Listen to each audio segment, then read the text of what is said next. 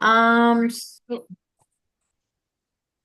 so that's a cue that it's 2:30 p.m. and we're officially starting our webinar.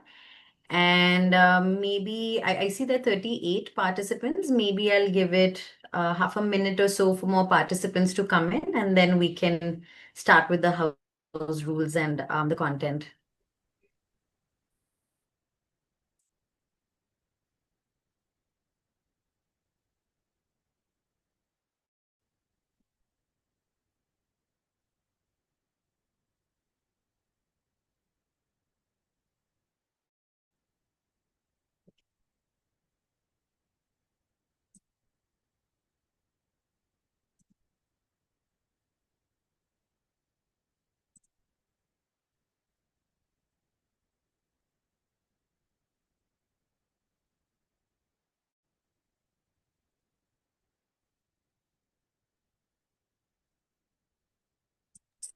Okay, so let's begin with this webinar. Welcome everybody. Thank you for joining us today. I am Neha and I work as the Assistant Director at Center for Responsible Business.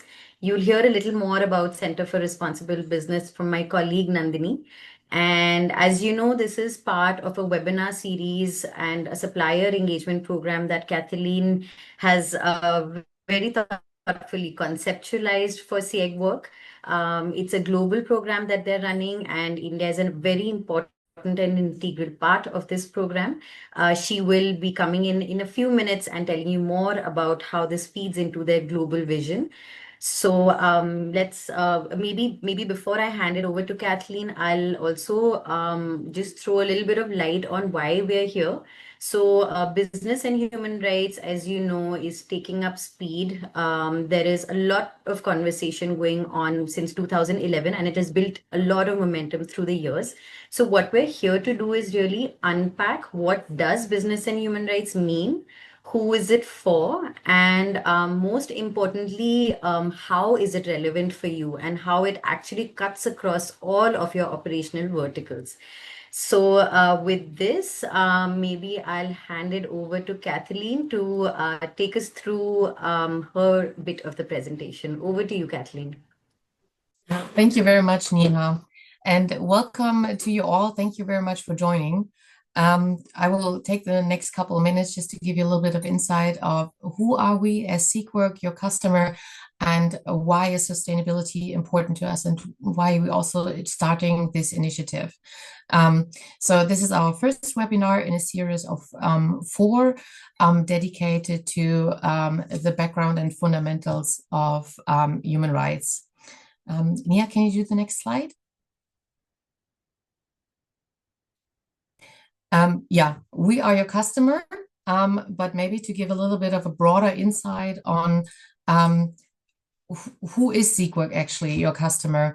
So we are a leading company worldwide producing printing inks and coatings.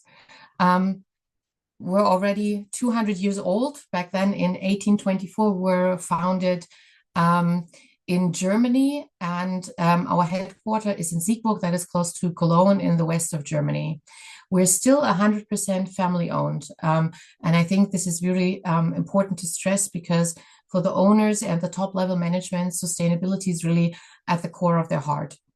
Now, well, you see back then, an old factory, everything very traditional, historic. Now we've developed into a global leader, present in 35 countries, and we're delivering our products worldwide. We are part of the chemical space, of the chemical industry, but we see ourselves as an enabler for sustainable packaging, because inks and coatings can drive the change from just use and throw away to reuse and recycle. And our products enable packaging to actually do that. We also have a very high focus on automation and digitalization, as you see there. The differences are quite astonishing what we have changed in the last couple of years. So sustainability has been at the core of our heart for the last couple of years, and we also had a strategy about it. This year, we made the next step in including sustainability into our upstream supply chain, and we found our supplier sustainability program, SustainUp. Can you do the next slide? Our vision is that our sustainable products start with sustainable procurement, because we need to engage with the complete supply chain from the very start.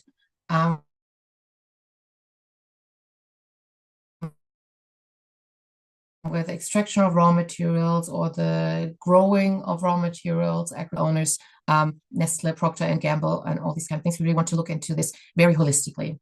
So, but what does it mean for our supply chain, for you, our partners? So far, there's always been this triangle in the communication with suppliers that everything is about supply. The quality needs to fit, yeah, and the cost needs to be acceptable. What we've actually now done is we have added something more to this and made it a square. So sustainability is becoming an integral part of our dealings with our business partners in every aspect. And just as quality, this is something not negotiable. So to this initiative, I would like to give you a little bit more insights how we've come to this. Can you change the slide? Yeah, yeah, exactly. So the first thing, we have done an internal human rights risk assessment with a lot of questionnaires to all our global entities, and also interviews with the internal stakeholders like HR, HSE, management, to identify risks that we have ourselves in our own operation. But then also in the last year, we did a human rights impact assessment with some of our suppliers in India to get a holistic view. What are the human rights risks in our supply chain? The HRA, Human Rights Risk Assessment, was not a traditional audit where you're checking documents and things like that, but we engaged with the workers of our suppliers in a very transparent way, in interviewing them what could be issues that are relevant to them. We had a management talk, we had factory tours to get a complete picture.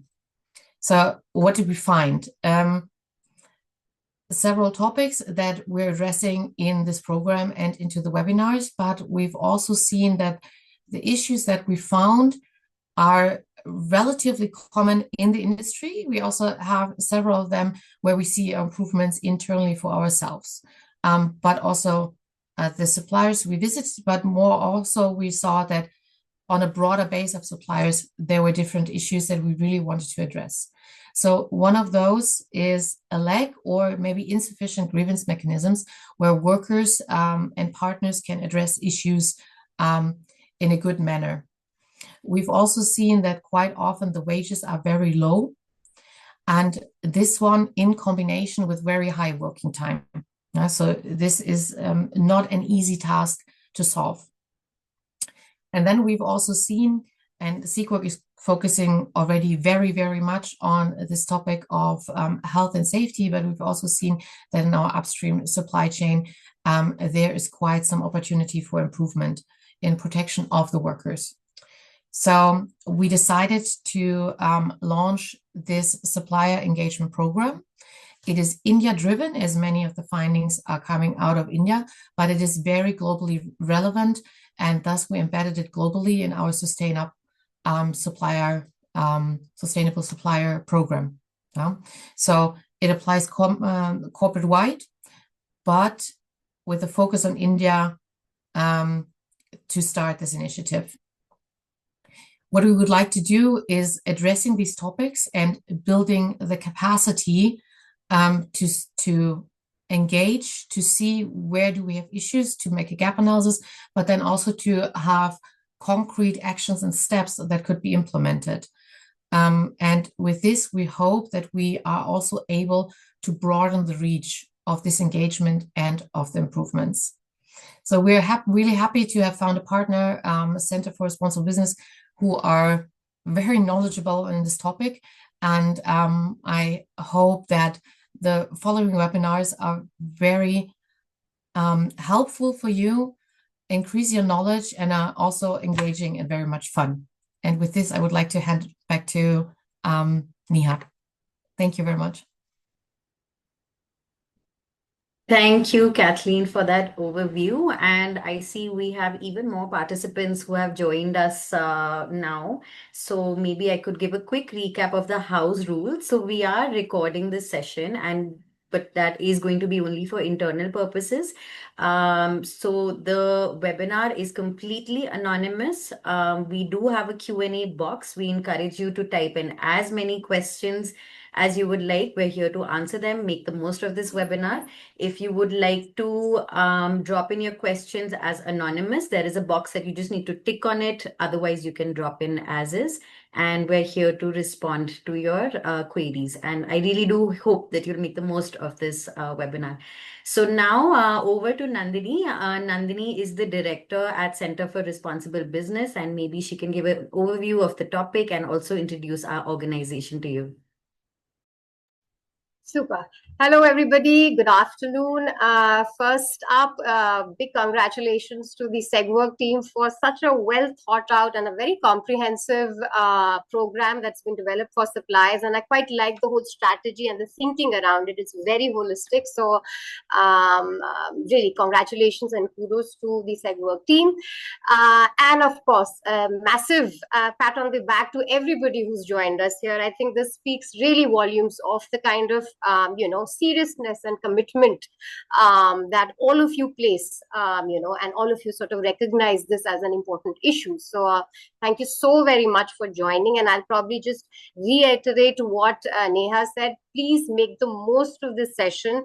Type in your questions, queries. If you're not able to, for reasons, time-related reasons, if you're not able to answer all these questions during the webinar, please reach out to us via email. We'll try and address most of these, because the idea is really to sort of, get, of course, one is to sort of impart the knowledge, but also I think what will be really useful is to learn from you all, because I think here, as industry representatives, perhaps, actually not perhaps, I'm actually quite confident you all know much more and, probably understand context and peculiarities far better than all of us. So I'm sure this is going to be a nice learning experience for, all of us, in entirety. Just to also quickly introduce myself and the organization. I am Nandini. I lead the work on social sustainability and business and human rights at the organization. I've been a development professional now for 17 years. The Center for Responsible Business, we are basically an action-oriented think tank. We are joining SegWork in their effort as a knowledge partner. Our primary work is with businesses, and our endeavor in all that we do is to basically help businesses, enable businesses to sort of move up on the sustainability curve. So this is done through, programs like these, where there's a lot of emphasis on capacity building. There is, of course, trainings, very specific trainings that we conduct. There are there's a lot of advisory work that we do for businesses, which entails, conducting impact assessments, due diligence, doing a value chain analysis, understanding the sector profile, the sector's, human rights risk profile. There's a lot of work around circularity that we do, resource efficiency, environment, and climate change. So pretty much the entire gamut, all that you can think of under sustainability is what we do. And like I said, it's through projects, it's through capacity building. There's a lot of policy related work that we do. So we do work with the government, the relevant ministries, and through our engagement with stakeholders, we try to inform the policy process as well. Right, so that's really about the organization. We've been in existence for almost 15 years now. So yeah, we we understand quite a bit of the landscape and also been part of the whole evolution journey. And I can definitely say with a lot of conviction that exactly what Kathleen said, that this is going to be an area that's only going to grow in eminence and has immense value for businesses. So it's not just about, compliance. It's really, sort of helping businesses also improve their bottom lines.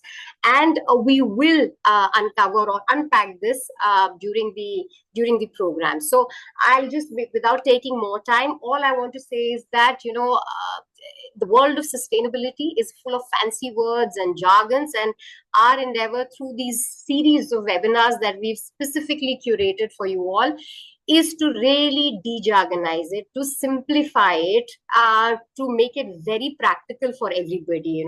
The idea is to sort of be able to, for you to be able to take it back to your organizations and to be able to implement it. So yeah, and all of that can only be done if we have your engagement and your participation. So with that, thank you all once again for joining, and yes, please do make the most of the series of webinars that we have.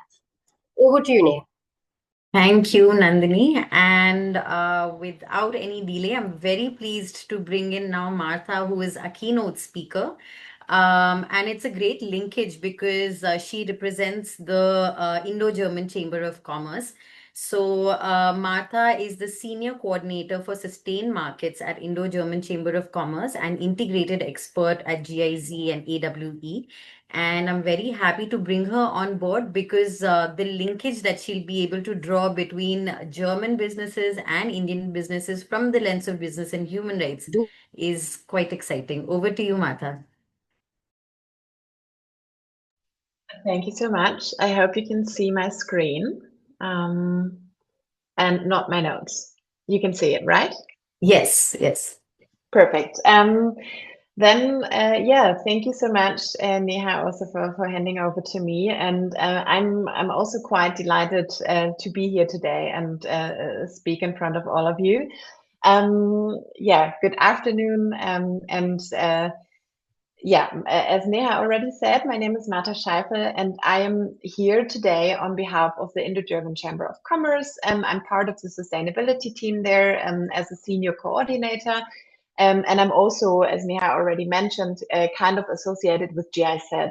So I'm a little bit in a double role. And I also used to work for GIZ in Germany for quite a while, also a lot with the private sector on the entire field of human rights due diligence. So I hope I can give some insights today. Just to quickly start with the topic introduction. There have been a significant number of developments in the field of business and human rights in the recent years. I'm not sure if you're all aware of that. I assume you are, but we did have a couple of regulatory changes in Europe and Asia. They somehow create a momentum, but like we all still have a little bit of uncertainty. And what the Indo-German Chamber of Commerce does is to help businesses to like also expand their knowledge in that field and also help get like, let's say, a good strategy in the field of human rights and business. Just to start, I brought a little bit, let's say, of a history slide, maybe to set the scene a little bit more. I hope this is also helpful for you. I'm sure most of you are already familiar with a couple of the key milestones that we see when we speak about business and human rights. Nevertheless, let me maybe briefly walk you through them. I think that could be a little bit, or it could be helpful as well.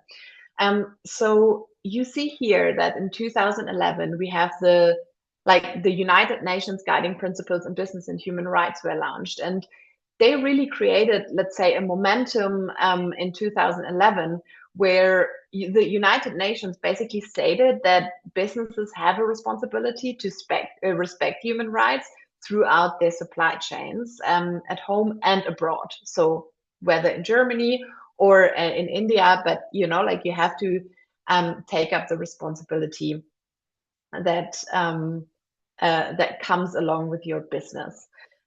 Germany picked up these principles in a so-called National Action Plan in 2016. You can see that here. And then after quite a while, this voluntary guidelines, so the National Action Plan was some sort of a voluntary setting, this shifted towards like legal requirements. So what happened then is that we had a German supply chain law that was launched, and then also in 2024, we see like we call them the CSDDD. I mean, I think it fits really well what you Nandini was just like you just said. We have a lot of like fancy words. CSDDD is one of them. But that states or that stands for the Corporate Sustainability Due Diligence Directive, which is the European legislation that then came up. And maybe just to put that into context, so when you have directives on the European level, they have to be transformed or translated into national law. And we are waiting for that. And you can see like two little yellow boxes here, which kind of refer to the current status quo. So what happened now, it's very, very, let's say, brand new. In September 2025, we've learned that the German Supply Chain Act that we just put in place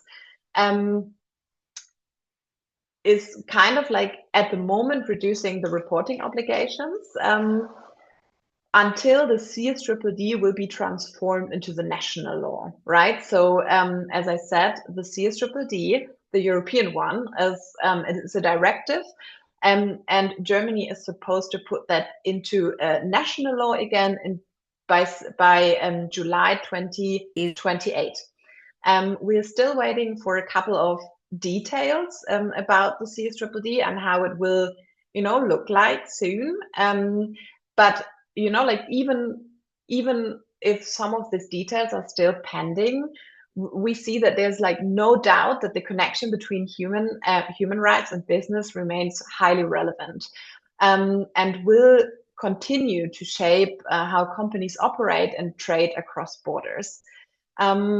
This is especially important to Indian businesses, like for Indian businesses, but all Indian businesses working with German partners. So I do think I do agree with you, Nandini, that this is a really great initiative that the company is doing to kind of like get everyone on board, because we do see that strong human rights practices are not just about legal compliance, but yeah, they're supposed to also help, like build trust, access international markets also for US companies, and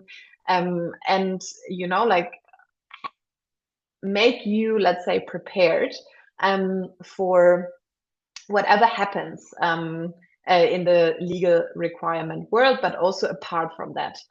And yeah, let's maybe look into how this looks a little bit more in practice, and how the Indo-German Chamber of Commerce is actually working on that. The sustainability department, sustainability department is called Sustain Markets. I think I mentioned that in the beginning, is part of the Indo-German Chamber of Commerce. And of course, we have very different topics that we cover, right? Also, let's say on climate, on the climate side, we work on the CBAM, and I mean, a lot of probably words that you've heard in your daily life as well. But here on this slide, you can see especially the activities that are covering the topic of business and human rights. When we speak about human rights due diligence, that's the concept that's always kind of like giving the basis of this intersection, of the work at this intersection. So we have conducted 12 training batches. Like we kind of did capacity buildings for managers in European companies to help them to build the capacities around human rights due diligence, so they can independently integrate that into their companies. We trained more than 300 company representatives, And also we've advised more than 350 members and partners, or we had more than 350 sessions with members and partners on advisory, on advisories looking at business and human rights. Let me move to the next slide. It's not working. Sorry, 1 second. Now, okay. Well, you've heard what we've done or what we do at IGCC, mainly at the intersection of business and human rights. But let me now explain how this can look like in practice. So we have look at these 3 pillars, like strategic integration, building expertise in systems, and supplier engagement and support. The first one, the strategic integration, is kind of looking at treating due diligence as not as a compliant exercise, but instead of encourage companies to embed human rights due diligence into their corporate sustainability strategies, linking it with risk management, long-term growth, and really make it part of your DNA, make it part of your company. And we do see that frameworks, as I said in the beginning, they vary very much across countries. So India and Germany, they of course have different regulations, but you will never go wrong as a company in aligning with the core principles of business and human rights, since these are always the basis for the different regulations. So that means if you look into really putting it into your strategy, this makes you very, very well prepared to adapt to different evolving expectations. The second one is the point of how we build expertise in systems. So how do you build expertise in systems in your countries? Or in your country, and also within your company.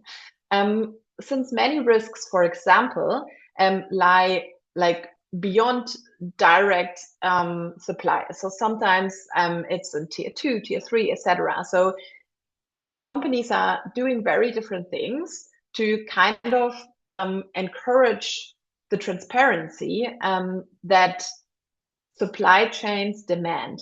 So for example, they do kind of invest in digital mapping tools, require also suppliers to cascade this information further down the supply chain. For example, one practical example I can share with you, we spoke just recently to a company that was mapping their critical raw material suppliers, and they were kind of developing solutions for that. And we see that a lot of companies are doing that, so that is something that you will be asked for on one point, and that also makes you prepared and transparent. And also we see, that's also on the second point, we also see an increasing demand in capacity building. Because of course it is important for you, to build the capacities within your companies instead of hiring external consultants or instead of always being dependent on other actors, so to say. So kind of taking this power into your company is going to help you establish very well, let's say, relationships, and also being very well prepared. And the third point is the supplier engagement and dialogue that companies are setting up. This is a very best practice example that currently doing, because companies are moving increasingly away from just doing compliance checklists, but instead of that they want to engage in collaborative work. They work towards collaborative mindsets on how to really work together on this. So this is one point of supplier engagement and support. And also, of course, and in addition to that, we see the technical aspects of implementing human rights due diligence, such as grievance mechanisms, building awareness, etc., all of that also have a business case for you. So this makes you stronger on the market. It reduces the risk with you as a supplier if you're already prepared for that. And it kind of operationalizes your resilience, if you can say it that way. And we see a lot of best practices as examples, and I think like this webinar is one of them, for example. And yeah, what we also see, just one more thing to mention here, and then I will keep going to the next slide, so I'm not going to take up too much more of your time. But what we also see is that companies are moving away from penalizing non-compliance, and instead, like maybe not all companies, but many companies are trying to really use like positive recognition, so to say, positive reinforcement for suppliers, for example, such as giving preferred supplier status to those who meet sustainability expectations.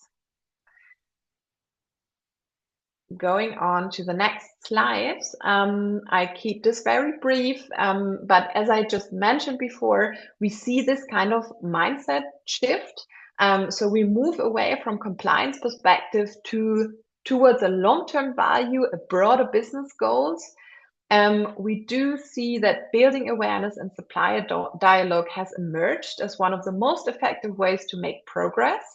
And also framing this as a collaborative journey rather than a tick box exercise. That's what I was just saying. You know, of course, we have the legislations. Of course, companies have to check the box. But what we want is, and what we also see is that there's like a collaborative journey that we all have to kind of get engaged with. The third one is that HREDD, so human rights and environmental due diligence, is not meant to be perfect. It's about having measures in place and is a duty to make efforts, not a duty to succeed. So, for example, we spoke to one company, I think like 2 weeks ago, trying to, like, they looked at their grievance mechanisms that they have established in India. They were trying to figure out solutions on how to kind of improve also the awareness raising around it. So it's always a work in progress, you know. So don't be worried. It never has to be perfect. It's a way to go to always improve. And I feel like everyone has, like every company has something to improve. And I think that's what we have to keep in mind. It's not a bad thing. And last but not least, the road ahead is an opportunity to lead and gain competitive advantage. As I mentioned, this really brings you, we see that, you know, like companies that are prepared in sustainability are kind of a preferred partner also for businesses. So this is really, I think, something that you can keep in mind. So as a business idea. These efforts, you know, like they will bring you benefits. So then, just super quick, what we do at IGCC, at the Indo-German Chamber of Commerce, on supply chain due diligence. So we do have a couple of offers. So, for example, we do the capacity building training, as I said before. We do a management advisories. We do have a tool where SMEs can be advised. But feel free to reach out if you have any questions about that. These are our partners and the companies. Just a couple of the companies that we work with. We do have a very broad membership, like more than 4,000 members, more or less. So these are just really a couple of companies that we work with. And with that, I'm a little over the time, but with that, I can only say thank you so much. And I hope this gave you a little bit of a helpful insight. Thank you, Martha, so much for that presentation. It was very comprehensive, and you made some very important bullets there that business and human rights should be in the DNA of the company, and it's a tool to make businesses more resilient and, in fact, make it more visible for their brands and their clients and their stakeholders. So, with that, let's leap into now the meat of this webinar, which is really what is business and human rights, and how can we unpack some of the fundamentals. So I'm going to start with the presentation, and like I was mentioning earlier, please feel free to drop in your questions as we proceed. We will keep looking at it. Nandini and Kathleen and Martha, at any point, if you'd like to come in and add some points, please feel free to do so as well. But also do keep looking at the Q&A box. So the way this has been structured is, first we'll talk about just the very basics, what are human rights and what are human rights in business. Then we touch on the global and national frameworks. We heard Martha talk about some of the laws, the National Action Plan in Germany. We in India also do have some regulatory frameworks, and we'd like to touch on those. And finally, some more conceptual clarity on the fundamentals. So, what are human rights? Everybody, as we know, is born with these rights. These are your most fundamental rights. These are inherent, indivisible, and interdependent.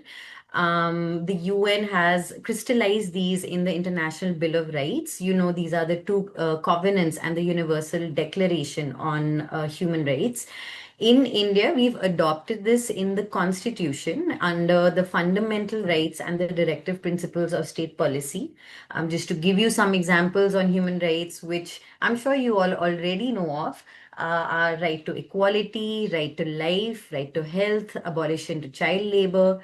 The reason we're doing a little bit of a touch point on human rights is to help you with this next slide, that how does human rights come into play when it comes to businesses.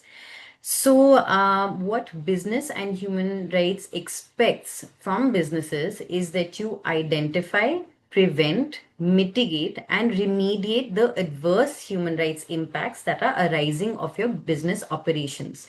So you need to first understand what are the business impacts of your operations, see what are the negative impacts, and prioritize, identify, prevent, and then look at tools to mitigate and even remediate these adverse impacts.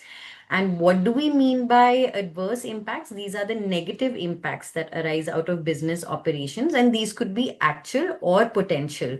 What I mean over here is actual would be, for instance, if I am not paying wages to my workers on time, that is in actual and adversity, right? Whereas when it comes to potential is if I am not having clear conversations with the contractor who is bringing the labor force into my company. So that could be a potential human rights risk. So we need to understand both actual as well as potential. And finally, and most importantly, business and human rights is the responsibility of all businesses. So this is irrespective of size, sector, and geography. Now, to give you a little more to chew on when it comes to what does really business and human rights mean. So when we say identify and prioritize, I'm linking it here with what Martha was mentioning earlier. So businesses have a lot of impacts.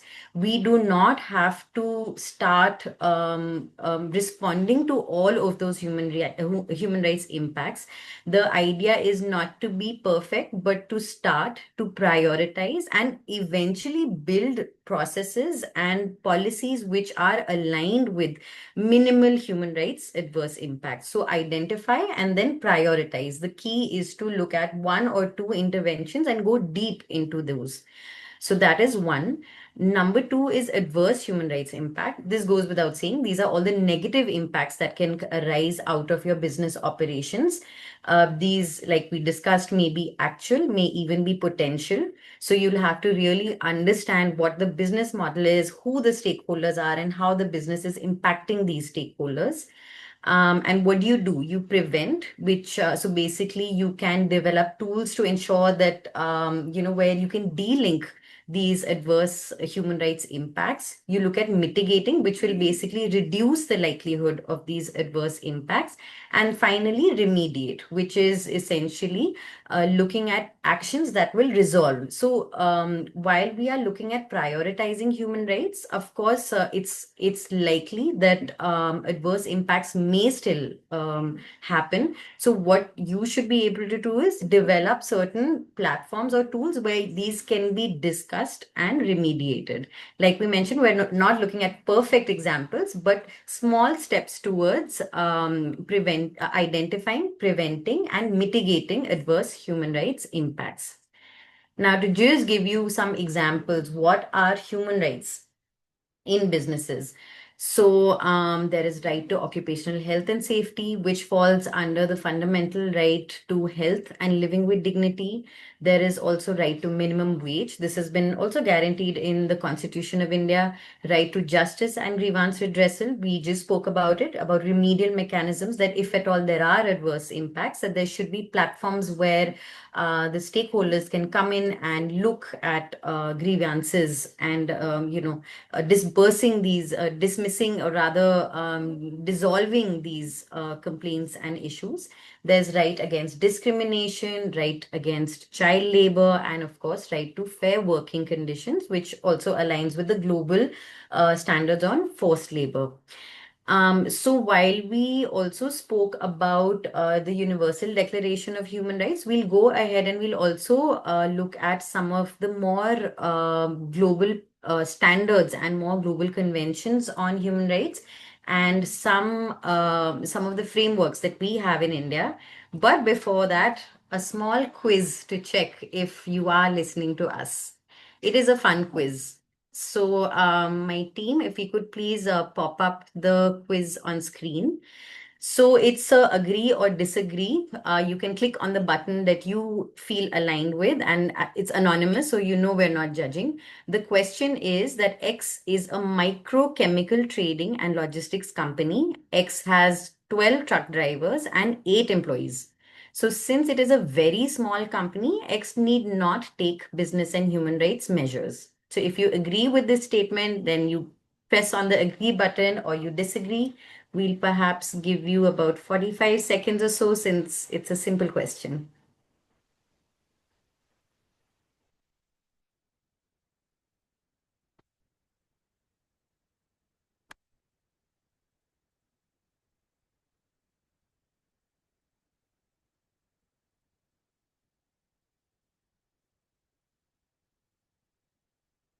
Can we have the results?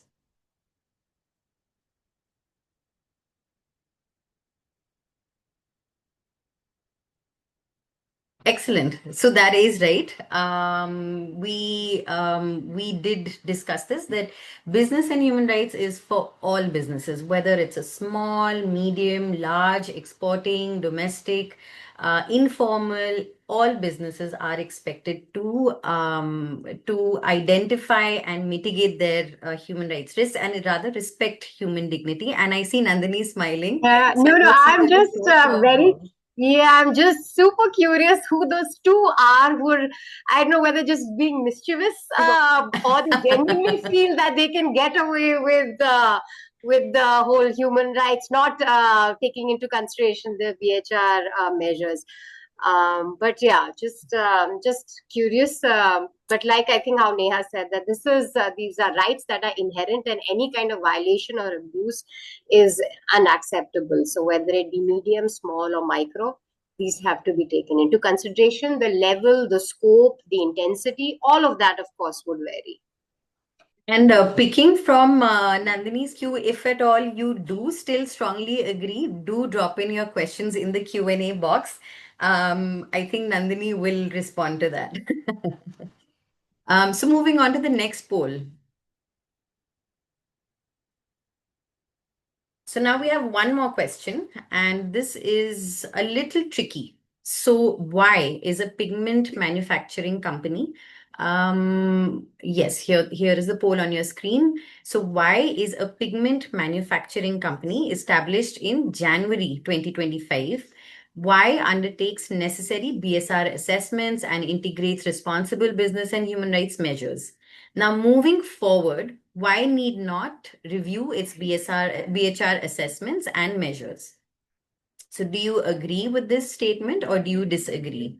What we want to understand is that, okay, once at the beginning of my business, if I have set up all my business and human rights measures, I've done the assessments, I've introduced policies, do I really need to review? Do I need to touch these again? Or I've finished it once, so I need not look at it again. So another maybe 40 seconds or so.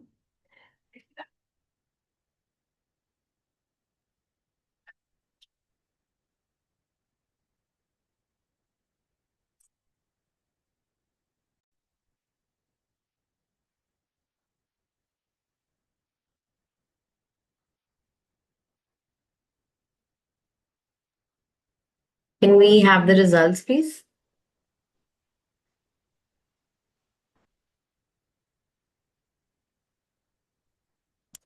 Disagree.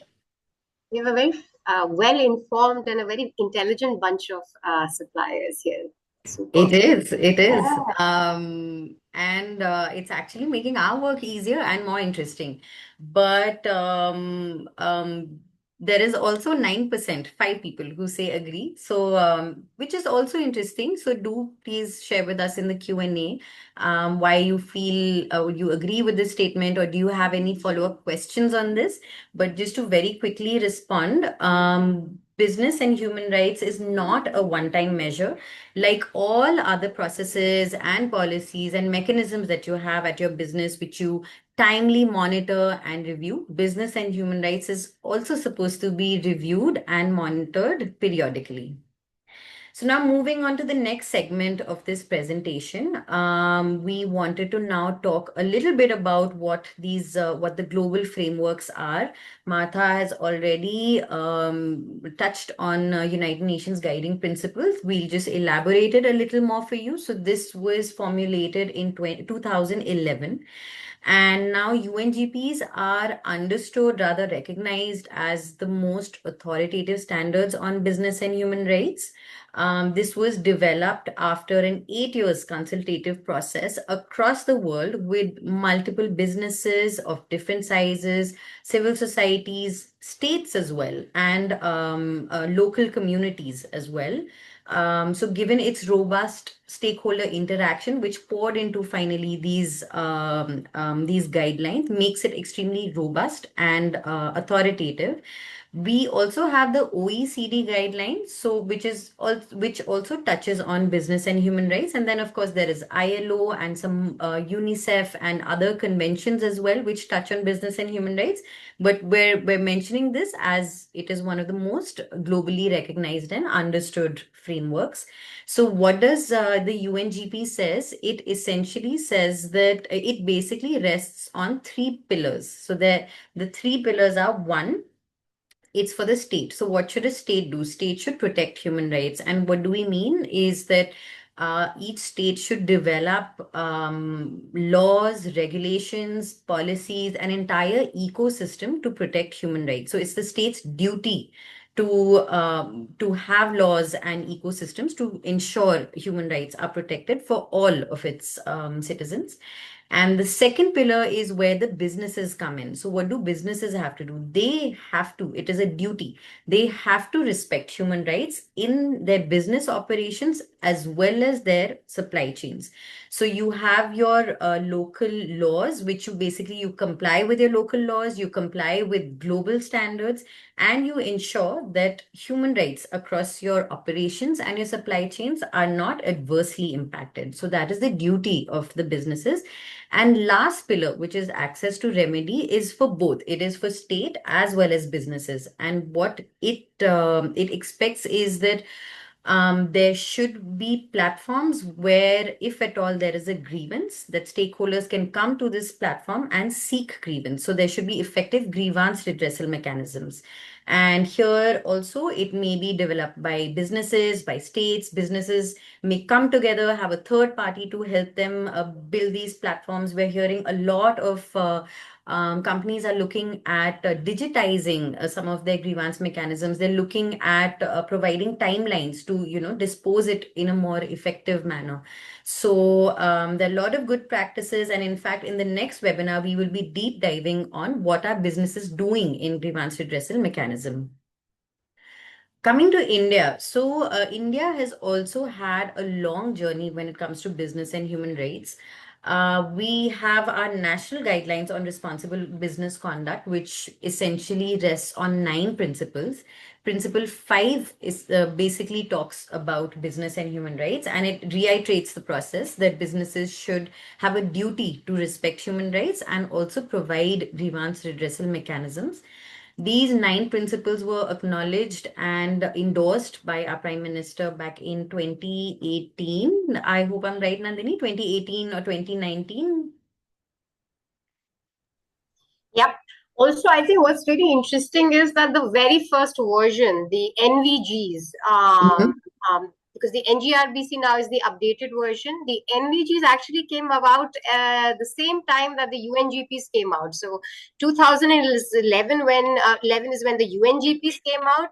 And to all the participants here, we also came up with our national framework, the very first one, the NVGs, way back in 2011. So in a way, we've been sort of a part of this whole story of, mainstreaming and recognizing and promoting responsible business conduct right from the beginning, right, from the inception. So this is also to kind of reiterate to everybody here that this is not something that is new. So there's no need to, I think, also talking, how picking up from what Martha had said, there's no need to feel overwhelmed. There's no need to sort of fear it, because this is something that we've been doing. I'm sure a lot of you here, probably are also, developing a BRSR or already know of the NGRBC. So this is not something new.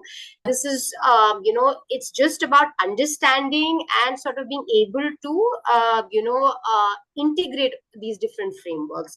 So, yeah, just wanted to probably make that point very clear, that it's really not something new that is being asked of the Indian businesses. It's something that we've been following for quite some time now. Absolutely. And in fact, the national guidelines on responsible business conduct, right in its beginning, in its executive summary, shows how it is, it rests, rather, it links with the SDGs as well as the United Nations guiding principles on business and human rights. So it is a comprehensive framework which looks at looking at implementation of these principles in India while ensuring global standards are also aligned. Based on the NGRBC, in 2021, the Business Responsibility and Sustainability Report was released. This is also a sustainability related, it's a format, it's a sustainability format which businesses with top 1,000 listed companies have to mandatorily report, and in fact publish these not only on the SEBI and the Ministry of Corporate Affairs website, but also on their own websites. And we did a little bit of an understanding of who some of the participants in this webinar are, and we know that a few of you are already filing your business responsibility and sustainability reports.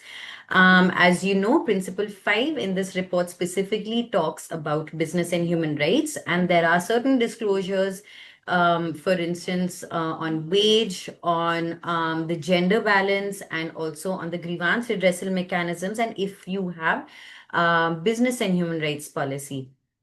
A trivia here, Nandini was talking about the NVGs. She was actually part of all those meetings back with the Ministry of Corporate Affairs and GIZ while framing the NVGs.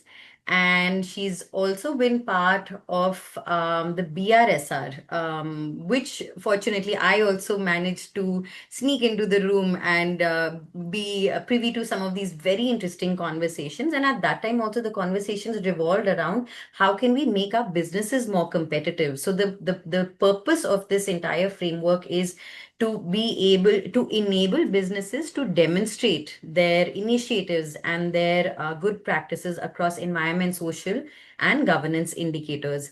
And moving on, here is this just a I mean a question that probably you could play with. We were curious to hear from you that what do you think of this statement? So over 90% of top 100 listed companies have published their business and human rights policies.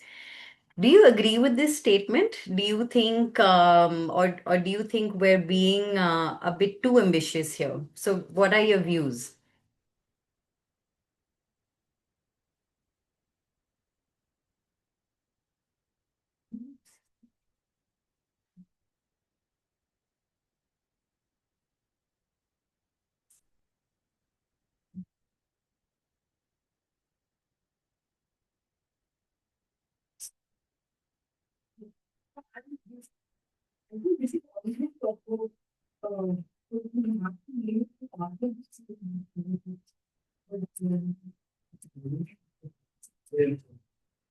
Could we have the results, please?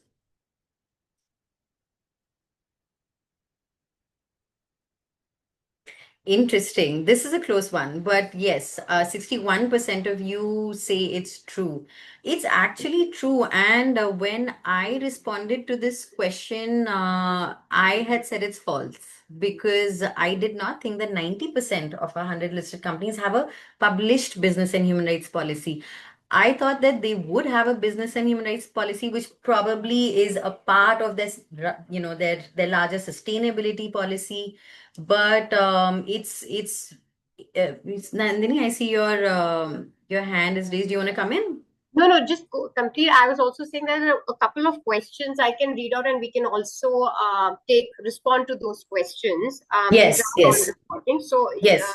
you can maybe complete, and then I can maybe read out Yes. these questions, and we can respond to them also. Yes, sounds good. Thank you for Yeah. that. And I'm glad that questions coming in. Please Yeah. keep popping in your questions. So, yes, this I thought was revelatory, and we were very happy to know that, in fact, the number is about as close to 96%. So, 96% of top 100 listed companies have a business and human rights standalone business and human rights policy that they have published on their website. So this also gives us an indicator that more and more businesses are formulating their policies, publishing it, and even initiating actions towards these business and human rights mechanisms. Okay, so do you want to do a few of questions? Yes, so I will quickly read this out. Does India mandatory ESG reporting for the top 1,000 companies influence the human rights practices in businesses? So I think a short response to that is yes, absolutely. Maybe a slightly more longish response. So I think this question here, that 90% of the top 100 listed companies have published BHR policies. These are questions that are asked of you as part of your BRSR disclosure and reporting. So based on the NGRBC, the national framework that has those 9 principles, based on those 9 principles, you have questions and about 140 plus questions. And these not only pertain to your direct sort of operations, but also takes into account your suppliers also. But I think one of the topmost questions is around, do you have a policy on each of the 9 principles? So do you have a policy on business and human rights? So absolutely, it would definitely have an impact and would definitely influence your human rights practices, because there are also questions around supplier code of conduct, the kind of trainings that you've done for your suppliers, the kind of practices that you have in your organization. So, yes. Or only so okay, this is an extended question. Influence human rights practices in businesses or only reporting? So So, I mean, definitely, I mean, what you're disclosing has to be accurate and comprehensive. This is something that is put up, published publicly, so it's accessible pretty much to all your stakeholders, including the investors. So, if there is inaccurate reporting, then the company can be held liable. So yes, so when these disclosures are made and they're being signed off by the board, then of course these would have and you have then policies. So of course this would have an impact on your practices as well. There is another question: how does BHR articulates with ILO and labor codes per country? I'm not sure if I understand. How does BHR articulate with the, as Maybe in, how it aligns. with the labor codes per country and with the ILO. So if you mean the UNGPs, then definitely they recognize and they are very much aligned with the ILO. When you talk about labor codes per country, then again the UNGPs. So I'll also tell you this, that UNGPs is it's a universal framework. So it's meant as a guidance document which provides you a framework, a process on how do you ensure that you understand your impact. You understand your impact on the most negative, particularly the adverse impact on probably the most vulnerable and marginalized stakeholder groups, and then try to sort of ensure that this is addressed or mitigated. One of the, let's say, if I were to say a broad philosophy that UNGP follows is that do no harm. So that's broadly what it is saying, that when you are in your business operations, in your decision making, do whatever it is that you're doing, at least the minimum is that you do no harm. So it is more of a framework. It is more of a guidance sort of a document, because and this was typically the UNGPs when they were formulated. This was basically when you had a lot of globalization happening, which meant that, let's say, the capital is coming from, let's say, a Singapore. The raw material is probably coming from Africa. The production is probably happening in India. The market where it's being sold is probably in the Middle East. So you had massive supply chains, and there were different impact points. So the idea was, see, while the labor codes, of course, that is the common minimum. So BHR, business and human rights, as a philosophy, as a framework, is above and beyond the compliance. It is compliance you have to do. That is the law of the land, that has to be done. But this goes a little beyond that. So this BHR framework was more sort of in keeping with, back then, the whole globalization aspect, where you had value chains and you had different impact points, and there was a need to have one universal framework which everybody agreed to. So it says that, of course, you take care of your local laws, your land laws of the land, but this is a universal sort of a framework which is sort of goes beyond your minimum compliance. I don't know if I made myself clear. Okay, should we maybe move ahead? And meanwhile, we can keep collecting some questions. We have actually just one segment. So we're the last segment of the presentation. And this is really important. I think if we can, if we are clear on the fundamentals here, means that we've completely understood what business and human rights is. And we do at the end again have some 3-4 questions, some poll questions, which will enable you to sort of apply these into practice, and we can have more questions around it. So first thing is something that we've actually already covered, the scope. So business and human rights extends to the entire value chain. This is something that Nandini was just discussing, that it is given the complexity of global supply chains, given the challenges over time, in 2011, the UNGPs was framed to provide a framework where all businesses could move towards this particular direction. So basically, UNGP is like your North Star, and every state has, in its own way, integrated these as laws and regulatory frameworks. But irrespective, any business should, irrespective of their size, geography, sector, all businesses have to play a part in this endeavor towards respecting human rights. So that is the scope. It's your entire value chain.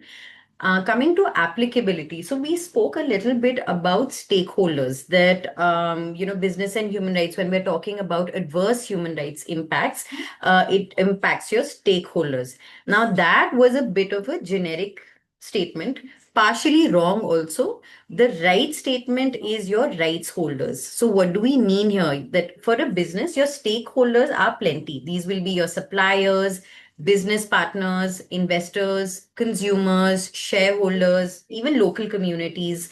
So your stakeholders are plenty.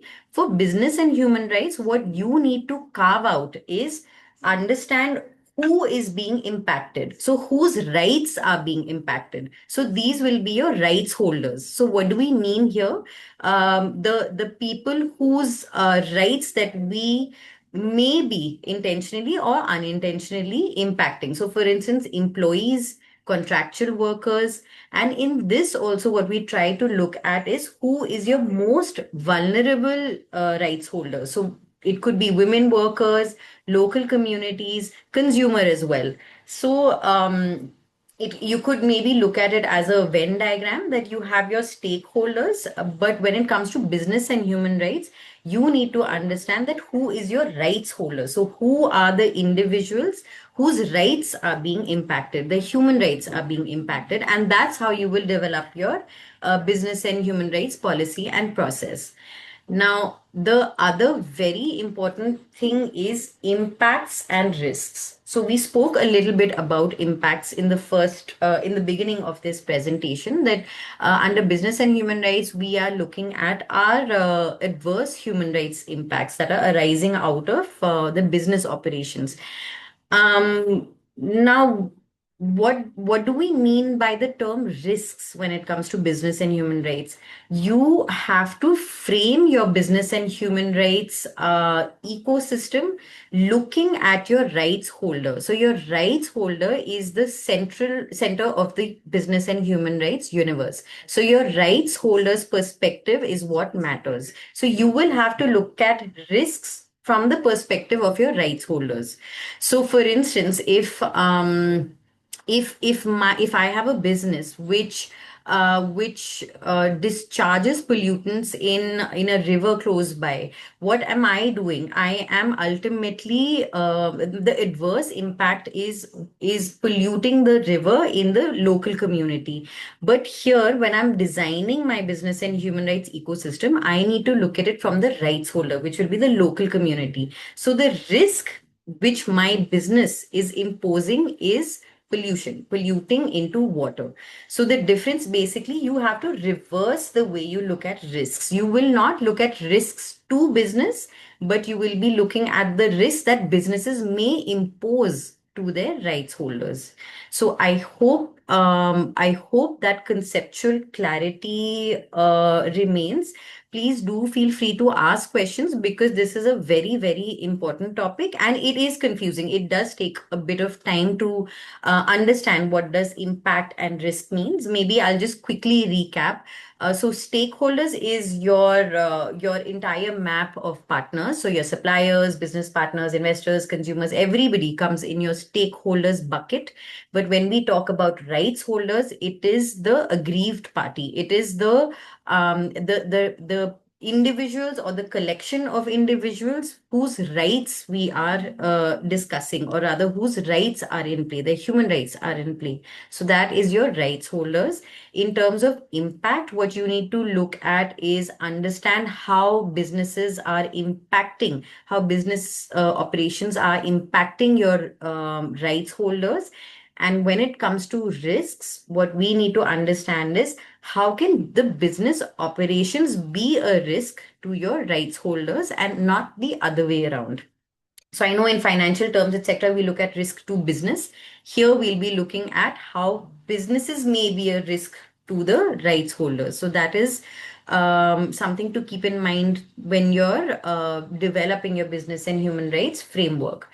Another very, very important, and this is the last slide for the presentation, and then we'll come to questions, and we have a few more polls to interact more with you. So this is again a point where there may be slight confusion, and we're here to solve it. Business and human rights, now, as you understand, it is a process. It's an ongoing process where you identify, mitigate, and remediate your adverse human rights impact. So it is your policy, your process, the entire ecosystem that you put in together to ensure that adverse human rights impacts are being mitigated and remediated. In India, particularly, CSR, your corporate social responsibility, talks about the 2% philanthropic activity. So basically, it's your 2% annual net profit towards philanthropic activities. And activities have been very clearly defined under the schedule of the CSR Act 2013. So CSR is only the philanthropic activities that you will be doing under the schedule of your CSR Act 2013. It is looking at building the community around you, improving your own.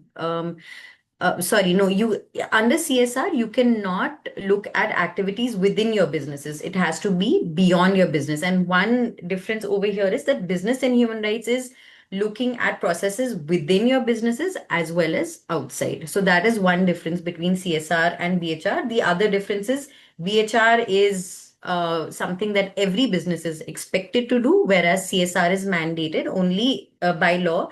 2%, that is also where the net profit has been, the threshold rather, has been already defined under the CSR Act. Now, third point, social audit. Now, Kathleen had also alluded to this, that when they did a human rights impact, it was very different from audits. And that line is what we want to now keep in mind and go a little deeper into. Social audits and business and human rights is also very different. When we look at social audits, it's more of a compliance checklist. So you will have your the checklists that are in your under the vertical of maybe social parameters. The stakeholders that you will be interacting may be the rights holders as well as stakeholders. But here, what you need to understand is social audit is more of a checklist of your existing policies, processes, and codes of conduct.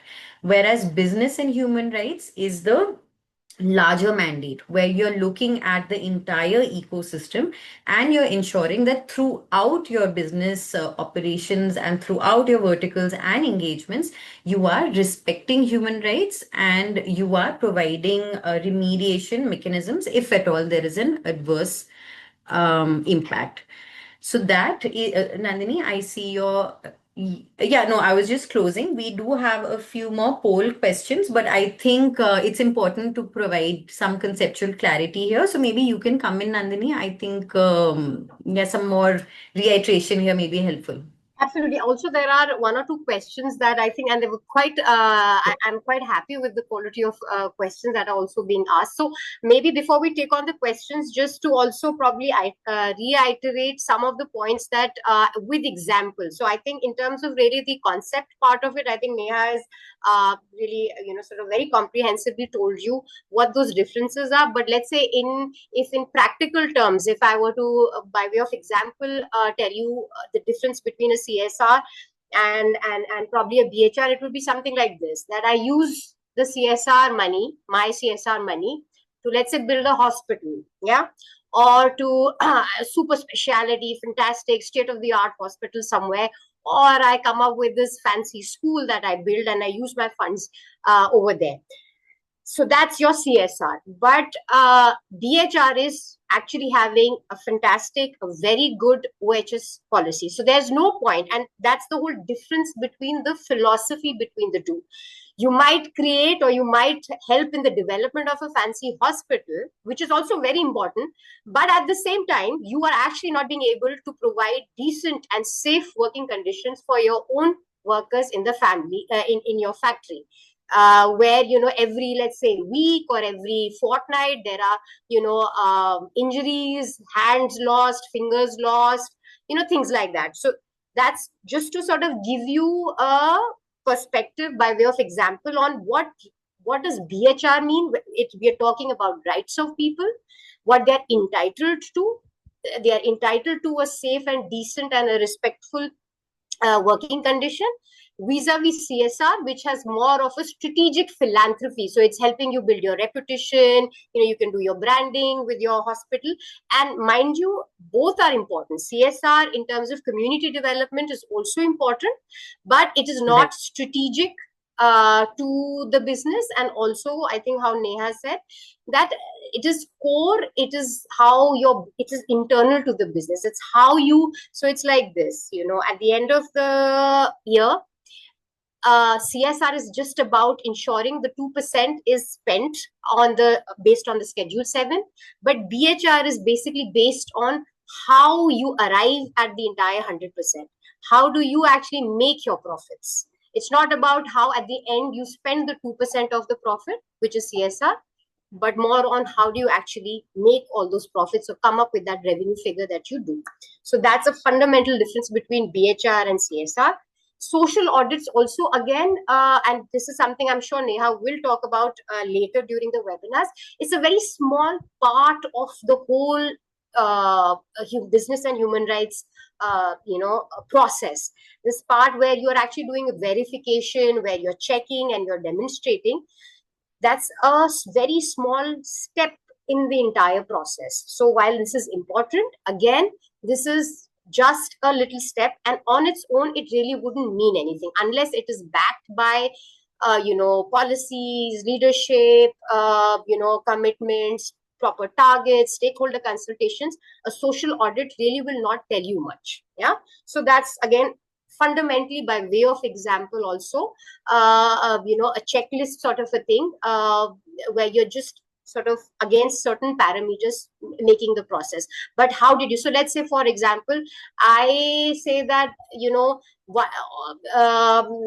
I give a 10 on 10, let's say, on waste management, this, that, and the other.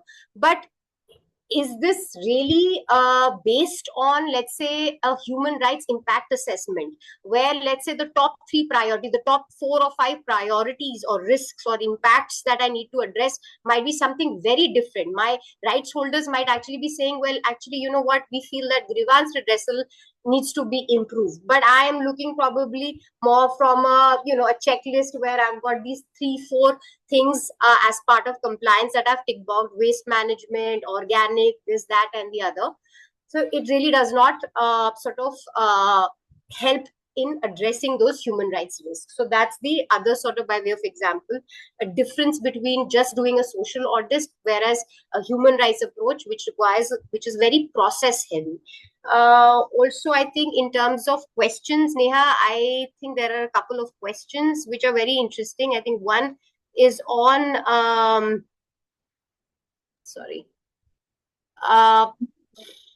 where is the question?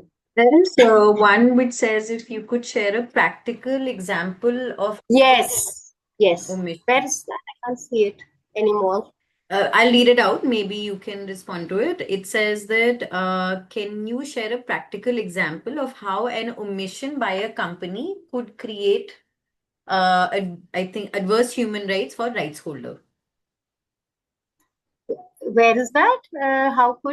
Could you share a practical example on how an omission by a, well, there are a whole lot of examples on a human rights violation of a rights holder. So, for example, let's say if you do not have,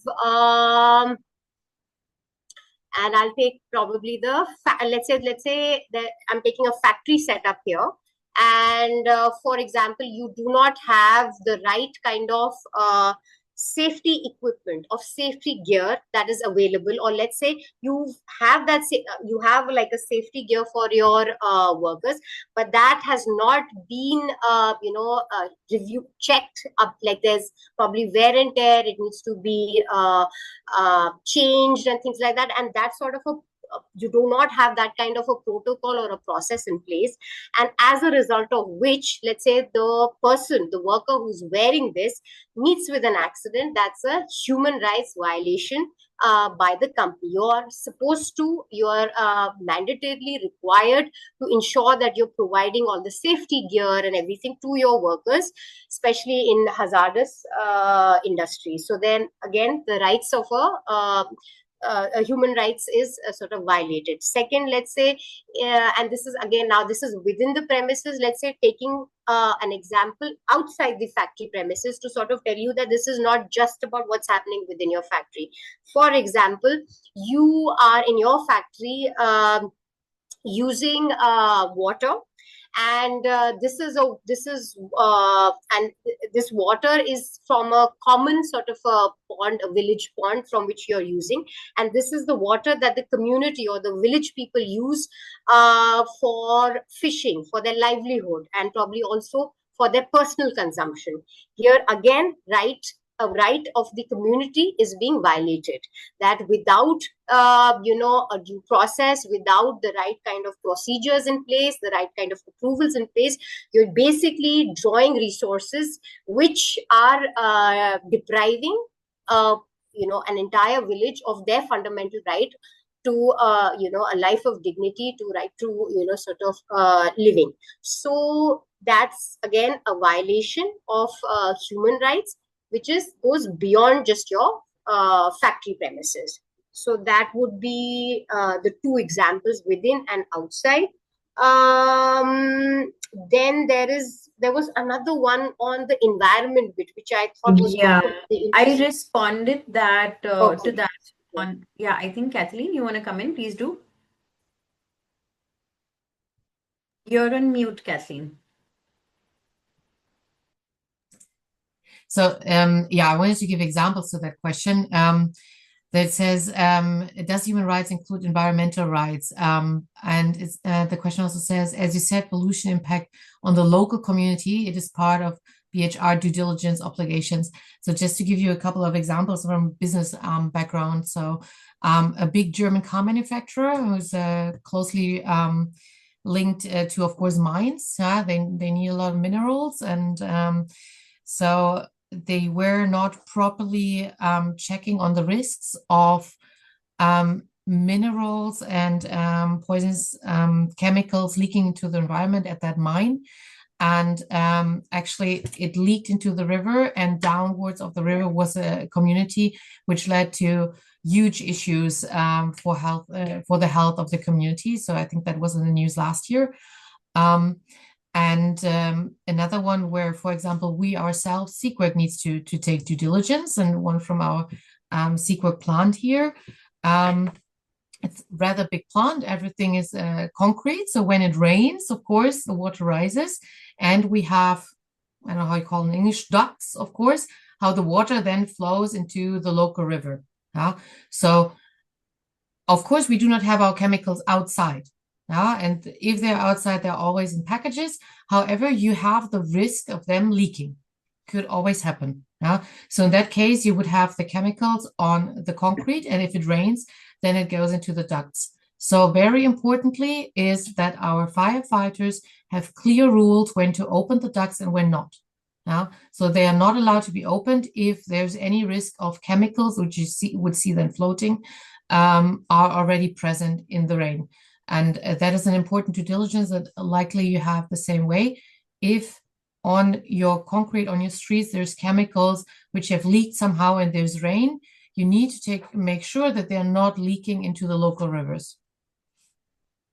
Absolutely. So exactly. So these, and I think the point here is, like, a lot of the time, some of the bigger companies have all the right processes and mechanisms as far as their factory gates are concerned. But the business and human rights does not end at your factory gates. It goes far beyond that. So I think Kathleen's examples actually talk about how also the community's rights have to be respected and protected. Neha, maybe you could read out your response to the environment, because I think that's a beautiful question, because there's a lot of times we hear that's environment, thing. This is where does the social part come in? So I think this whole intersectionality between the social and the environment is really important. So perhaps you could, since you've responded, maybe you could take on that question. Yeah. Sure. So the question was if environment should be part of human rights due diligence. And it's a great question, and it definitely should be a part of your human rights due diligence. So what we need to understand here is that right to clean environment is a fundamental human right, not just in India, not just in terms of the fundamental rights, but also globally recognized as a fundamental human right. So it's a well-established human right. It should be treated like any other human right. Like we were mentioning earlier, they're indivisible and interdependable. So when you are conducting your human rights due diligence, when you're looking at how does your business impact the local communities, the workers, basically your rights holders, it's very important to see how environment also comes into play. This may be through waste management, this may be through even ventilation, lighting, it may be through pollutants. You're looking at water, air, pollutants. So any kind of negative impact on environment does become part of your human rights assessment. In fact, we did have we have for maybe just about 4 minutes, so maybe we can just continue the conversation as is and maybe just look at more questions that are coming from you. But since I have the floor right now, we also wanted to touch on how business and human rights interacts with ESG. So everybody now knows about environment, social, and governance indicators. And we do get questions that, okay, business and human rights must be the part of S, and S is so difficult to define and to work with. But actually, business and human rights cuts across environment, social, and governance indicators. Environment, like we discussed, the impact of the business on their local environment is extremely crucial. It is a part of human right. S, we know through various verticals, through wage, occupational health and safety, income, overtime, all those grievance redressal mechanisms, all those initiatives come into play under S. And when it comes to G, which is your governance, you're looking at a gender balance. So it's important to remember that business and human rights, as you very strongly and in a robust manner, as you start developing your business and human rights framework, it will have a direct positive impact across your environment, social, and governance indicators. We do have a couple of more minutes. If there are any more questions, I see there's one. Maybe Kathleen, you would like to take that. It says that does the supplier have to comply with the German laws regarding human rights if the company already in compliance with Indian rules and regulations? Or Yeah, maybe yeah. I start, but maybe Marta is probably even better equipped to answer. Sure. So from us, because we have to do it, from the German supply chain due diligence law, we have to do a risk analysis of what could happen at our upstream supply chain. And if we see a risk, then it needs to be prioritized. And we need to do a more specific risk analysis. And then also show actions, how you address it. But how exactly, maybe Marta, if that's okay, I would refer to you. Of course, I will try to answer the question, but I'm not like, okay, I will try to answer the question. I'm not the expert in the Indian regulations, so maybe maybe Nandini could you can come in, but let me try to explain it from that perspective. So if we speak about the German Supply Chain Act, I think I said that in the beginning, we do have like, that's a little bit of a change at the moment regarding the reporting obligations. So that's at the moment, since this month, paused. But it's never really directly impacting Indian companies. So the entire process of human rights due diligence is always, let's say, like if you work with companies in Germany, then it affects you, but it is kind of in the reporting duties of the German company. And then kind of the German company has to provide insights about, like their suppliers, and then you come in. You kind of have to provide details about like what grievance mechanism that do you have, what procedures do you have in place, etc., etc. But this is not like you don't have to, let's say, submit a report to the German Supply Chain Act, maybe just to understand, but you have to work with your company in Europe or in Germany, and the German company will tell you what they need from you. So it's not that easy to say it's one-to-one. And I think the requirements in India are a bit different, but Nandini, I think you raised your hand to also answer that question. So just one last sentence. I think it's not a direct reporting line, so it is different. Yeah, no, absolutely. I think, Martha, you've pretty much tackled the question. So it will not directly impact the businesses in India. See, the regulations, the rules and the regulations are have to be, anybody who's operating in India has to comply by the law of the land. That's the common minimum.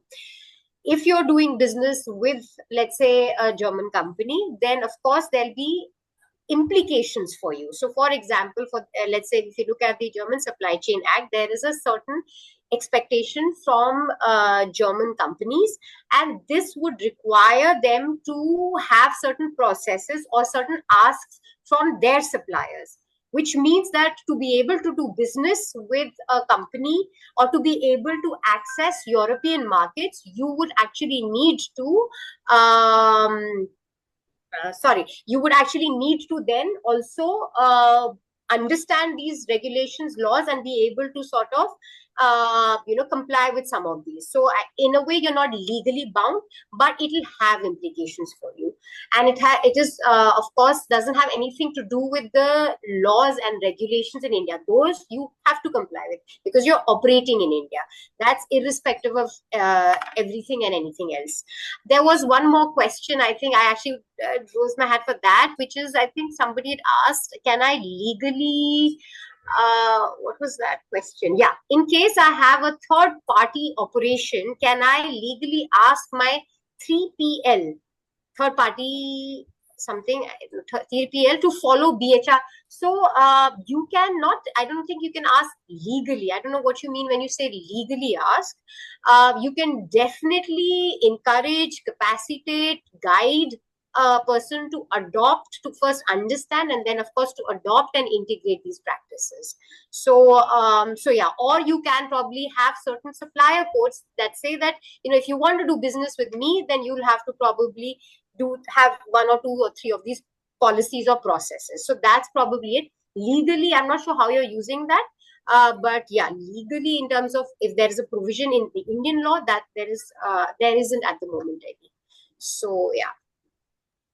Kathleen, to enhance that from the business side, basically, it is your standard. So, and you are choosing your third-party operation or your supplier. If you are setting the standard, this is what you want, then basically this is the bar they need to jump. And yeah, this is how it follows through the supply chain and upstream. How business and human rights really can get together in you are setting your own standards, and this is what your suppliers as well need to comply to. Yes, thank you. Thank you for that. There is one more question, I guess, Kathleen, if you would like to answer that, and maybe we could close with that. It says if Segwork acknowledges EcoVadis assessments as good or sufficient way for suppliers to demonstrate their engagement to BHR. Yes, so the EcoVadis assessment is a very thorough assessment, and they're really the experts on all these different dimensions of sustainability, and they are checking your sustainable management system. So if you have a high score there, it is a really good showcase of your efforts in advancing human rights. Thank you. Thank you for that, Kathleen. And a takeaway for me is that illustration. I see that there were a lot of questions around examples and, illustrating how BHR, CSR works, or how, the explanation between impact and risk. So moving forward, what we'll do is we'll definitely incorporate illustrations and examples into our webinars. And that's why this Q&A box is important. Please do share your feedback, and we will ensure that it is looped into the next webinars. And with this, we come to a close. And thank you so much. I see majority of you have stayed with us. And thank you for the interactive participation through the polls and through the Q&A as well. And we have the next webinar on 10th October. Please do register. Kathleen will be shortly sharing the Zoom link for registration. And this one is on grievance redressal mechanism, which is also an extremely interesting topic. And we see a lot of businesses asking us that, okay, we've done our human rights due diligence. How do we close the loop with grievance redressal mechanism? So that's what we will deep dive into. And I hope that even more of you will participate in that. Thank you.